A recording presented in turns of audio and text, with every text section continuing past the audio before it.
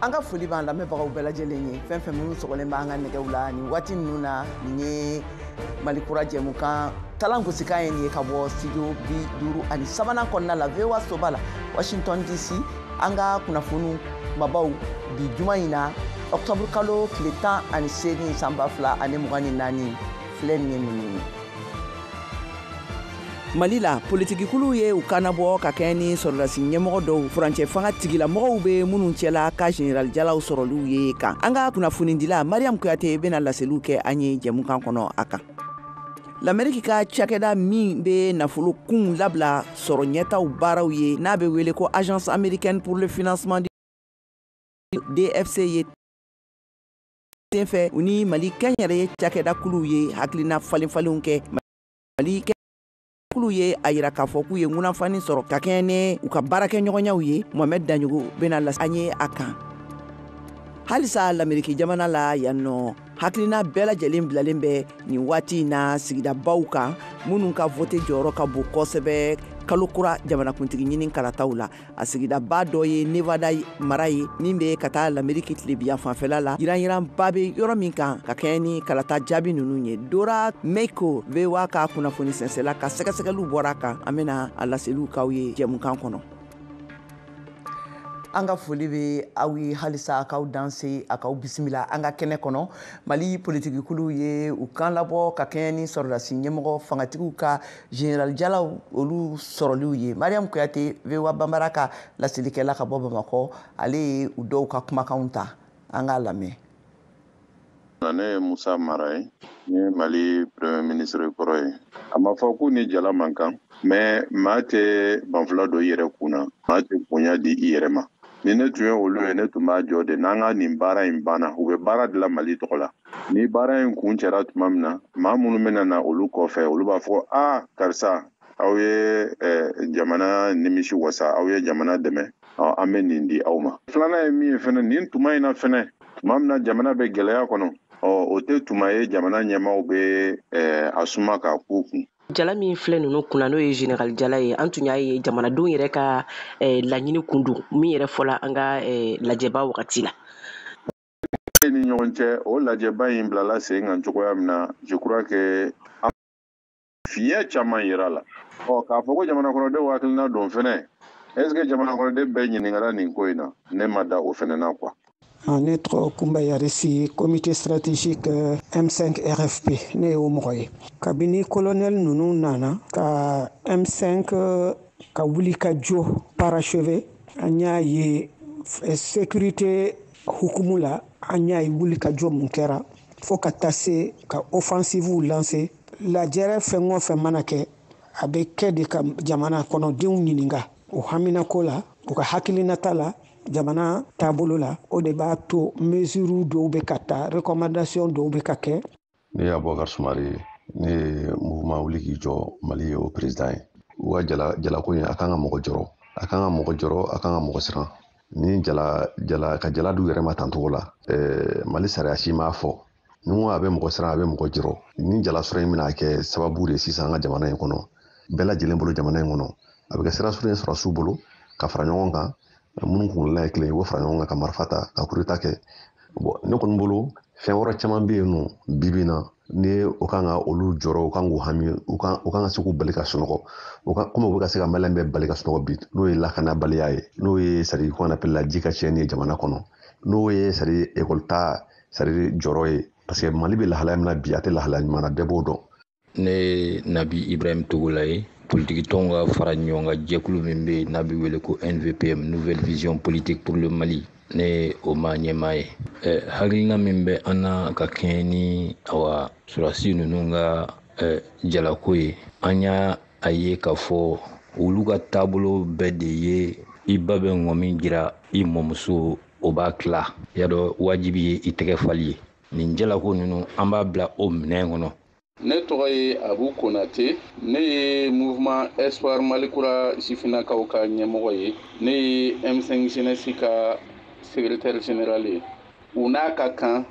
u b'a mérité wa u bɛ ko wɛrɛ mérité ka tɛmɛ nin bɛɛ lajɛlen kan sabula mun na u b'a mérité ninnu ye finitigilakaw de ye u nalen u nana ni hakilina kelen de ye hakilina min an ka jamana ka souveraineté n'o y'a ka yɛrɛma hɔrɔnya ani an ka jamana ka intégrité territoriale n'u nana n'o hakilina de an ka jamana ka lakana kuntigi yɔrɔ minnu an ka finitigilakaw kuntigi yɔrɔ minnu sera yen yɔrɔ bɛɛ lajɛlen na donc u ka jala in u n'a ka kan.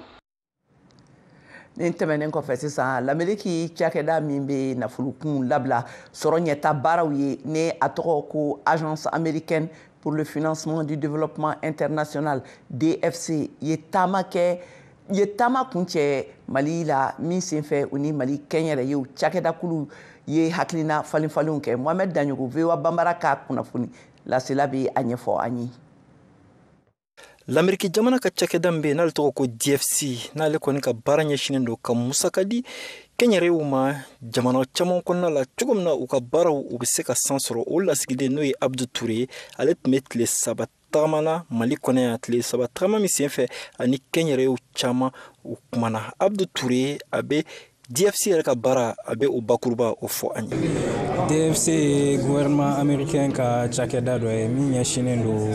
financement kow ma ka ɲɛsin kɛnyɛrɛye baarakɛlaw ma. Agence in bɛ juru don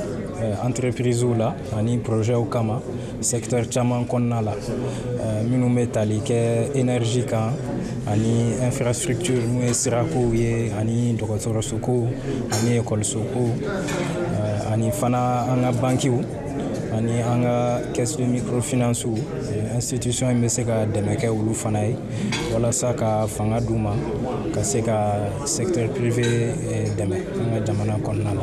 DFC ka musakaw bɛ se ka sɔrɔ cogo di u bɛ se ka kɛnyɛrɛyew dɛmɛ sira jumɛn fɛ o bɛɛ lajɛlen de ɲɛfɔra o la sa Mosadek Bali n'ale kɔni ye Mali kɛnyɛrɛye ɲɛmaabaw olu ka kulun bɛ o ɲɛmɔgɔ ye ale b'a ka nisɔndiya o fɔ ka ɲɛsin Abdou ka nin tagama in ma. Souvent financement tɛ sɔrɔ n'u taara banque la banque t'u financer donc ni banque sugu américain ka banque bɛ se ka na ni financement ye pour que k'an ka entreprise financer projet minnu b'an bolo a kɛra agriculture ye o a kɛra énergie ye o a kɛra transformation nin bɛɛ n'i ma financement sɔrɔ i se ka usine jɔ n'i ma financement sɔrɔ i se ka sɛnɛ kɛ n'i ma financement sɔrɔ i se ka pêche kɛ n'i ma financement sɔrɔ i se ka foyi de transformer ni financement t'i bolo. O la sa an ka kɛnyɛrɛye soba min fana bɛ yen n'o ye chambre de commerce ye o fana ɲamaba n'o ye Manju Senbara ye ale tun bɛ nin kɛnɛ kofɔlen in kan ale y'a jira k'a fɔ ko laɲini min tun bɛ olu la musakako ta fan fɛ ko nin ye o dɔ ɲɛnabɔlen ye ka sabu kɛ l'Amérique jamana ye. Vraiment o hakila ye hakila ɲuman ye u ka na ni banque dɔ ye mun bɛ se ka secteur privé dɛmɛ développement na o ye chambre ka laɲiniba ye parce que o de kama an taara Segu ka forum kɛ pour que Mali ka développement bɛ se ka teliya cogo min na industrie bɛ se ka créer ka caya cogo min na. O la sa ministre min yɛrɛ ɲɛsinnen don kɛnyɛrɛye baara koɲaw ma ale kɔni y'a jira k'a fɔ ko DFC a bɛ ka na ni sira min ye ani a bɛ ka na ni dɛmɛ min ye a na kɛ sababu ye kɛrɛnkɛrɛnnenya sifinnaka caman ka olu dɛmɛ ka musaka d'u ma cogo min na u bɛ se k'u ka baaraw olu daminɛ. U bɛ se ka na ni nafolo u bɛ se ka na ni wari k'a lajɛ an ka kɛnyɛrɛyew jɛkulu minnu bɛ yan nɔ u n'olu ka baara kɛ ɲɔgɔn fɛ o wari minnu mana fara ɲɔgɔn kan o wari ninnu bɛ se ka bila jeunes ka disposition na cogoya min na donc DFC bɛ se ko an n'u bɛ se ka o baara kɛ. L'Amérique jamana ka lasigiden min yɛrɛ n'o bɛ Mali kɔnɔ n'o ye Rachina Koronen ni ale fana ye kuma ta ni lajɛrɛ in senfɛ ka jira k'a fɔ ko l'Amérique jamana k'u bɛ Mali dɛmɛ ni sira kan ani sira caman wɛrɛ kan cogo min na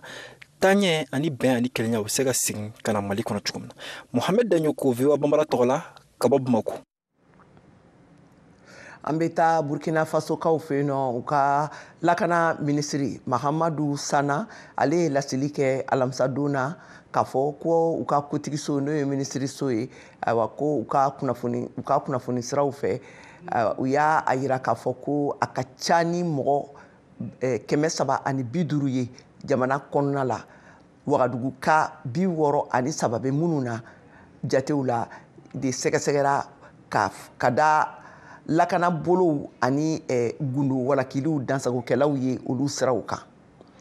Halisa ka tɛmɛ ni an ka kunnafoniw ye arabadon na Niger marakɛlaw olu ye dansigi kɛ malo ani sumanjalanw caman labɔli la u ka jamana kɔ kan nin danatigɛli ninnu kɛra yaasa ka u ka suguw kɔnɔnaw lakana ka bɔ sumantaɲaw ma. George Atino Kulubali bɛ ɲɛfɔli kɛ an ye a la.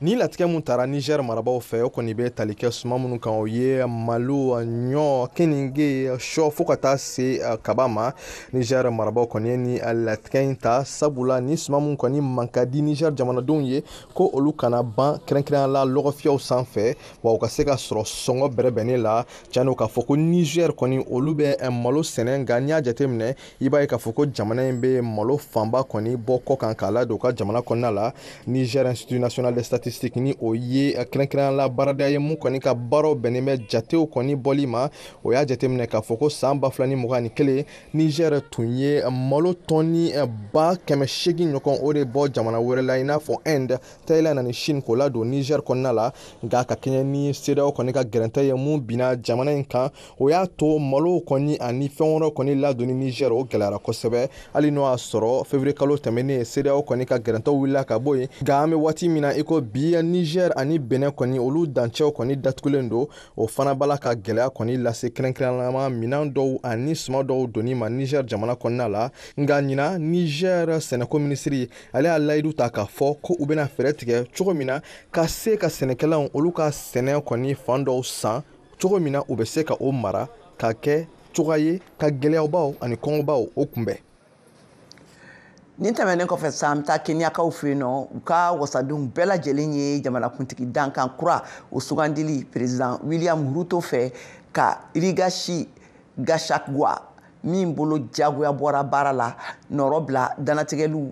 kɛ bi juma la. Nin waleya kɛra hakaja sariya bon ma sɔn jamanakuntigi dankan kɔrɔ nin ka gɛnni ma min jalakilen tun bɛ ni siya woloma ani dankariliw ye sariya baara tɛmɛsiraw caman na jalakili minnu a ma sɔn ka jɔ a kɔrɔ fan filɛ don min na i ko bi. Sisan ka an bɛ tɛmɛ ni an ka nin bɛna dansigi kɛ an ka kunnafoniw tako fɔlɔ la ka fɔ aw ɲɛna a ka to nɛgɛ kan an b'an tulo kɛrɛmu bɔ ka fiɲɛ minɛ ka segin ka na sisan ka na tɔw laseliw kɛ aw ye. K'i abonné VOA Bambara WhatsApp la wasa kunnafoni fosi kana fɔ i kɔ o ka nɔgɔn kojugu. I ka WhatsApp kɔnɔna la i bɛ taa statut lajɛ yɔrɔ la. Yen i b'a sɛbɛn VOA Bambara.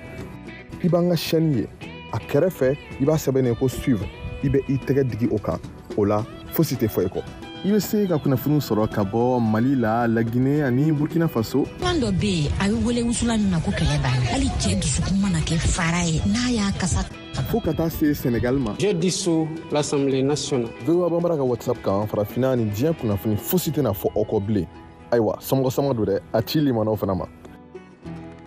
Ayiwa ni an seginnen ka na studio 53 kɔnɔna la ka fɔ aw ɲɛna halisa an bɛ Malikura jɛmukan de kɔnɔna la ka lamɛn. Ayiwa sisan an bɛ tɛmɛ ni kunnafoniw ye Joe Biden n'ale ye l'Amérique jamanakuntigi ye ale ye tasibila kɛ Yeya Sinwar ka fagaliw la kunungo banisirala sɔrɔdasiw fɛ ne a laseli ye k'a fɔ awa ko nin bɛna kɛ sira ye yaasa bɛn kuma bɛna sɔrɔ fitinɛ ninnu na min tun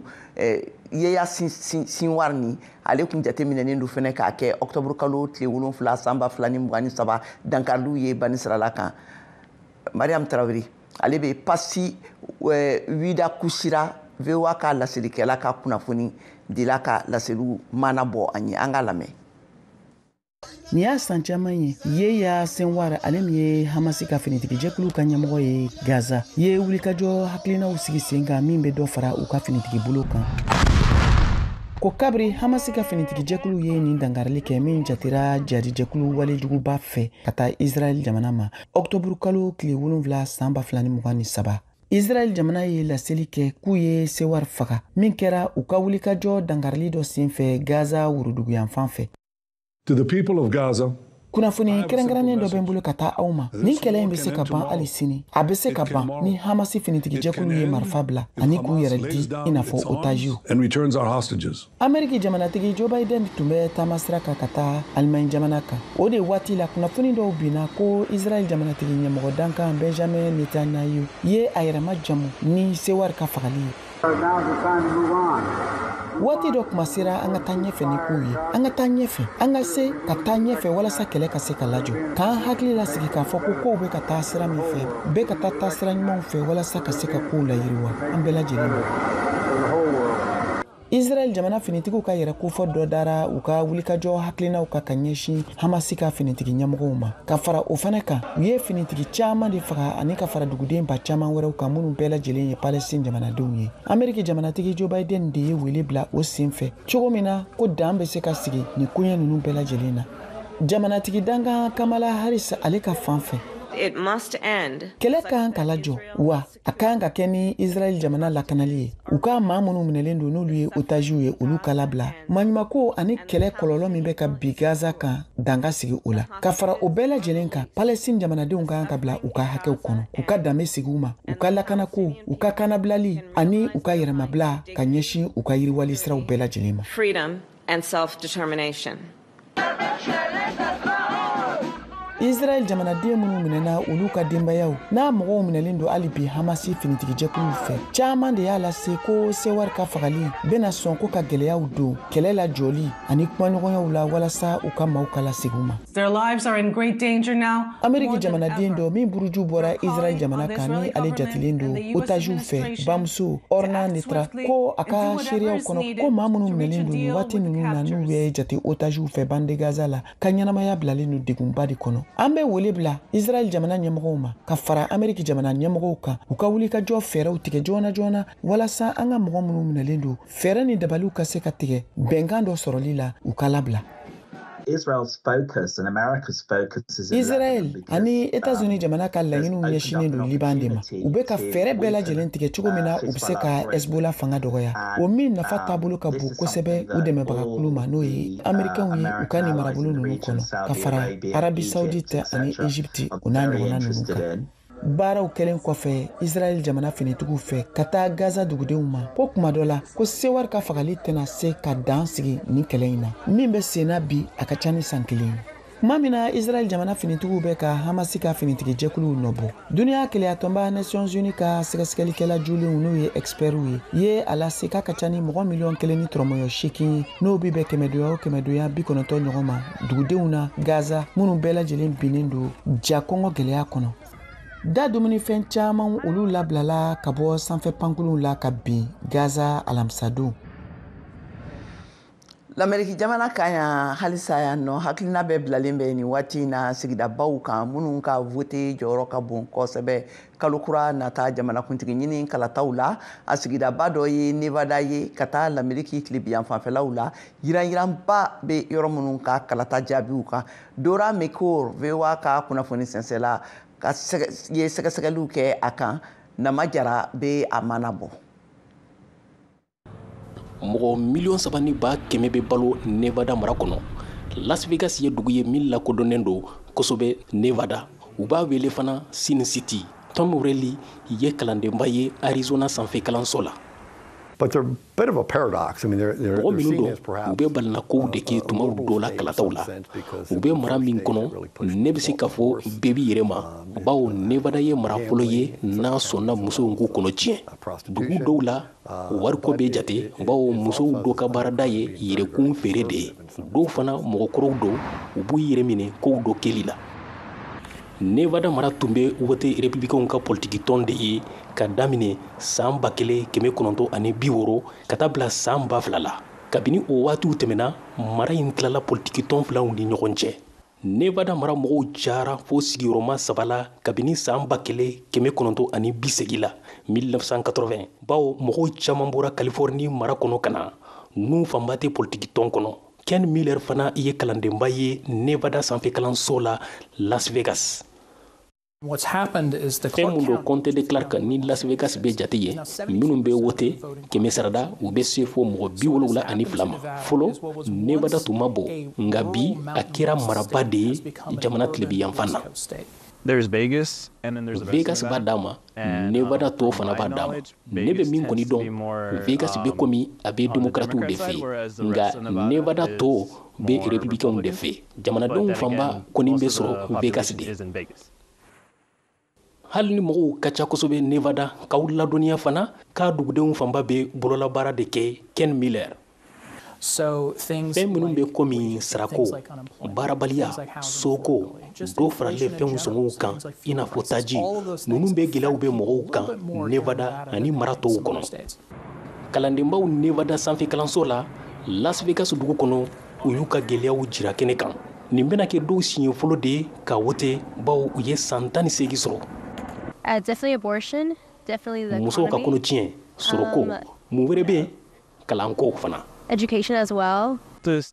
Soroko gɛlɛya ani gɛlɛya min bɛ dancɛ la I'm kind of broke college kid. ne ye kalandenba de ye gɛlɛya bɛ n kan ne b'a fɛ ka n yɛrɛ balo ne b'a fɛ ka baara kɛ walasa ka jɔ ni n yɛrɛ kunkanko ye help me with all of my needs. November kalo nata jamana kunti kalata la Nevadankaw y'a jira k'a ka kan musow ka kɔnɔ tiɲɛ hakɛw ka sabati u ye ani a ka kɛ sariya sunba kɔnɔ kɔnɔ tiɲɛko in kɛra sababu ye mɔgɔ caman bɔra ka caya kalata tɛmɛnenw na jango musow walasa ka wote ne hakili la anw ɲɔgɔn bɛna kɛ nin fana la o bɛɛ n'a ta Miller kɔni ko jamana kunti kɔrɔ Donald Trump bɛ se ka sebaya sɔrɔ Nevada I think that Trump is being perceived as ne hakili la mɔgɔw miiriya la Trump tɛ se ka sebaya sɔrɔ Nevada bawo a ma se sɔrɔ kalata labanw na Nevada dugudenw bɛ k'i sinsin sɔrɔ ko kan cogo min na ne hakili la kalatalaw bɛ se ka yɛlɛma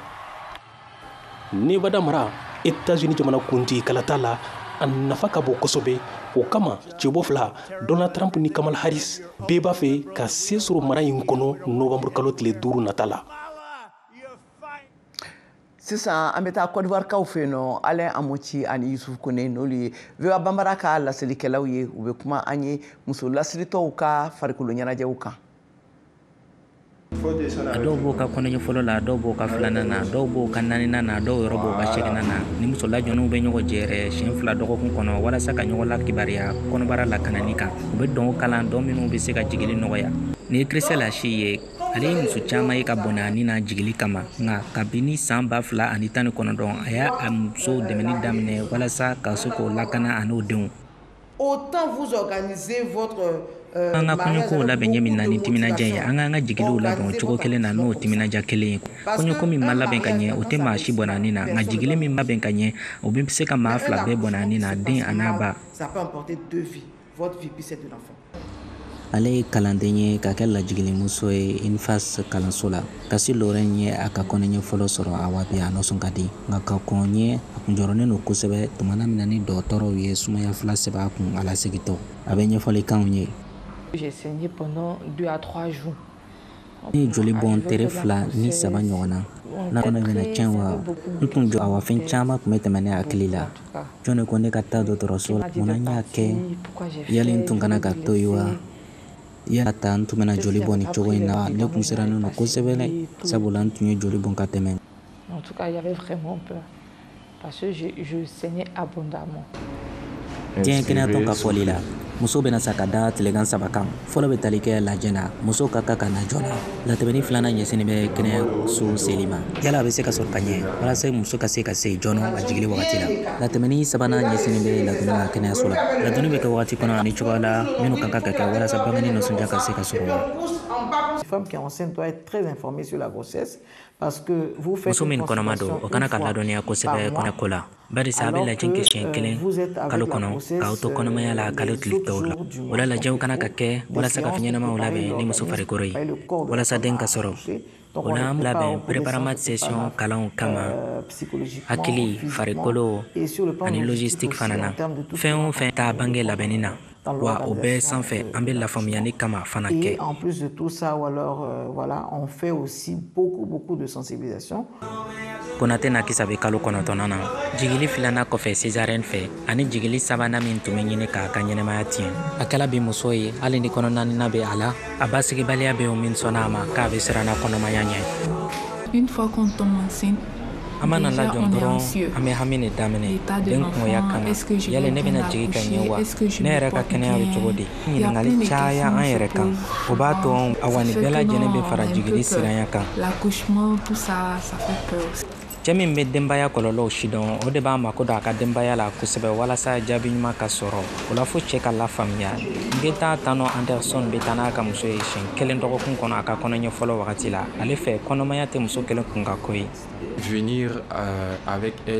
kana ni a ye o ye ne fɛ jogo ɲumanya dɔ le ye o ye kosɛbɛ ye bawo ne hakili la hali n'a fɔla ko dɔw bɛ sɔrɔ a hakili la i kɛ ne a kɛlɛ fɛ o b'a yira k'a fɔ k'a kelen tɛ ni cogoya in na awa k'i ka dɛmɛ b'a yɔrɔ awa a bɛ ɲɔgɔn fɛ hali bile hali n'a sɔrɔ a la ala ka gɛlɛn ni kalan in na coach bɛ den sɔrɔli ladege an ka taa i sɛbɛ dɔn duguma filɛ i k'i jila gɛlɛya ni ye den kunkolo ye a b'o fɔ musow ye Kamara Fatumata b'a ka kɔnɔɲɛ filanan na awa a ka di a ka dɛmɛ a ka kɔnɔmaya na kɔnɔmaya yɛrɛ la tiɲɛna hali ni dɔw fɛ bana tɛ nka a ka kan muso ka dɛmɛ kabini kɔnɔmaya daminɛ na fo ka taa bila a laban na ne bolo u bɛ basigi di muso ma ne ka jigili kɛ hɛrɛ la an kɔni bɛ siran tuma bɛɛ nka ni baarakɛla ɲumanw b'an bolo minnu b'an dɛmɛ ne hakili la o bɛ kɛ basigi le ye anw ma Côte d'Ivoire jamana ye ɲɛtaa caman kɛ kɔnɔmatigiya ani denmisɛnnin saya ka kɛlɛli la san 10 tɛmɛnen kɔnɔ fɛɛrɛ minnu bɛ ka caya n'olu yɔrɔ ka jan gouvernement ka sigi ka fɔ nɔ na olu bɛ dɛmɛ de kɛ walasa ka denbatigi saya dɔgɔya fo ka se 70 ɲɔgɔn na bangeni 100 ɲɔgɔn kɔnɔ yanni san 2030 i n'a fɔ Nations Unies b'a laɲini ɲɛmina jamanaw fɛ a ka programme la min bɛ wele stratégie mondiale pour la santé de l'enfant et de l'enfant ka kɛɲɛ ni sɛgɛsɛgɛli labanw ye Côte d'Ivoire jamana na denbatigi saya bɛ 385 la bangeni 100 kɔnɔ Alain Amonti VOA Bambara. Ayiwa sisan an ka Siyaka Tarawele lamɛn farikolo ɲɛnajɛ kunnafoniw na. Ko belebele sirantolanta bunakun kan Mali la sirantolanta degeyɔrɔ min tɔgɔ Académie Africa Foot Mali la ale ni Espagne FC Barcelone y'u bolo di ɲɔgɔn ma k'u bɛna baara kɛ ɲɔgɔn fɛ n'an ko accord de partenariat mun de bɛ accord in kɔnɔna na bakurubaw la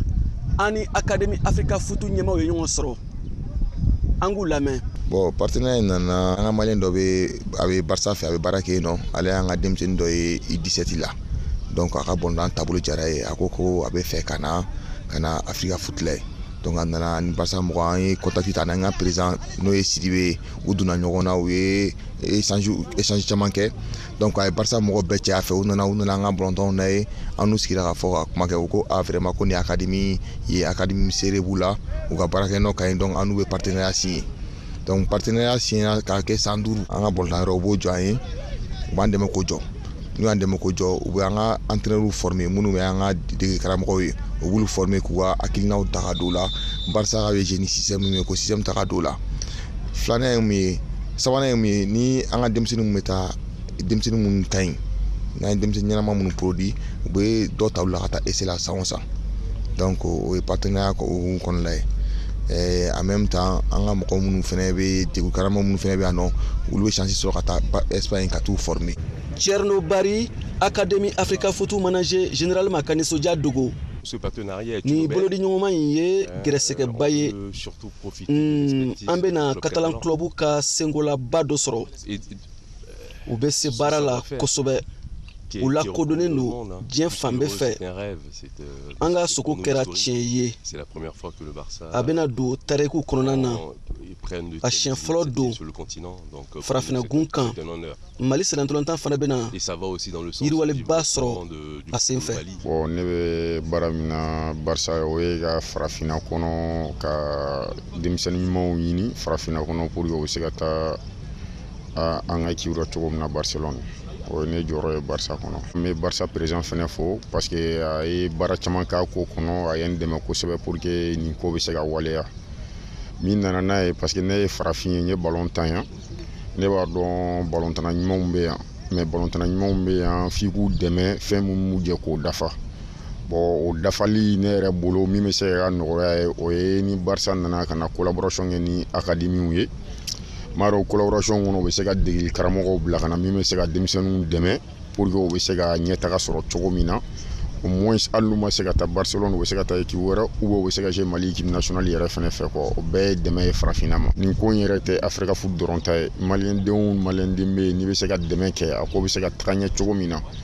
m'a fama parce que ne yɛrɛ fɛ a tɛ Mali ɲɛtaga fɔ nin bɛ farafinna de ɲɛtaga yɛrɛ fɔ parce que Malien denmisɛnninw dɔrɔn tɛ Afrika kɔnɔ jamana wɛrɛ mɔgɔw bɛ yen bon an bɛ nin bɛ dansigi kɛ an ka bi kunnafoniw na ayiwa a k'an bɛn dɔgɔkun wɛrɛ.